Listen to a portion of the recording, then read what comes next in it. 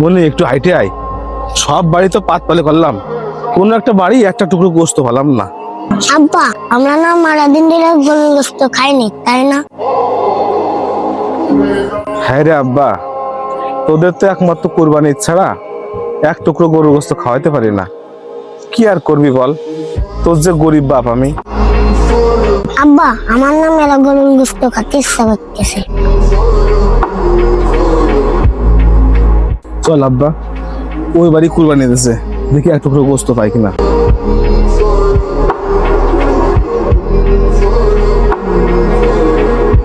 ও ভাই, বাড়ি কেউ আছেন? আর মানুষ নিয়ে হয় না। কি হয়েছে ভাই? বিক্রি মেকে দিতে পারবেন না? বছরে একটা দিন তাও বিক্রি নিতে চলে আইছেন। ভাই, আমরা ভিক্ষা নিতে আসিনি, শুনলাম আপনারা নাকি কুরবানি দিয়েছেন, তাই আমাদের বাচ্চাটার জন্য এক টুকরো গোস্ত নিতে আসলাম। এ ভাই, গোস্ত মস্ত নেই, যেটুকুনি গোস্ত ছিল আত্মীয় স্বজন দিয়ে শেষ, আর এক টুকরো গোস্তও নেই। আচ্ছা ভাই, ঠিক আছে, মানে ওই বাড়ি চল।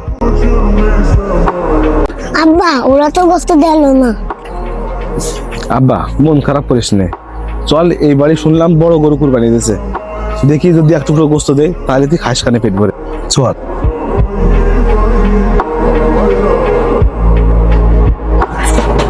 ভাই, বাড়ি আছেন কেউ? এ ভাই, কি হয়েছে? ভাই, আমরা আসছিলাম এক টুকরো গোস্ত নিতে, শুনলাম আপনি নাকি বড় গরু কুরবানি দিয়েছেন, তাই আমাদের বাচ্চাটার জন্য এক টুকরো গোস্ত নিতে আসলাম। থাকলে দেওয়া যাবে এক টুকরো গোস্ত? এ ভাই, জানতো গোস্ত গোস্ত নেই। ভাই, এক টুকরাও গোস্ত নাই, আসলে আমার বাচ্চাটা অনেক কান্নাকাটি করতেছে গোস্ত খাওয়ার জন্য। কি করব বলেন, আমরা যে গরিব মানুষ, কুরবানি দিতে পারি না। যদি থাকে একটা টুকরো গোস্ত দেন, বাচ্চাটাকে দিয়ে মন দিয়ে বুঝ দিবানে। এ ভাই, আপনি কথা বলে কথা বলছেন না, বলতেছি না গোস্ত নাই।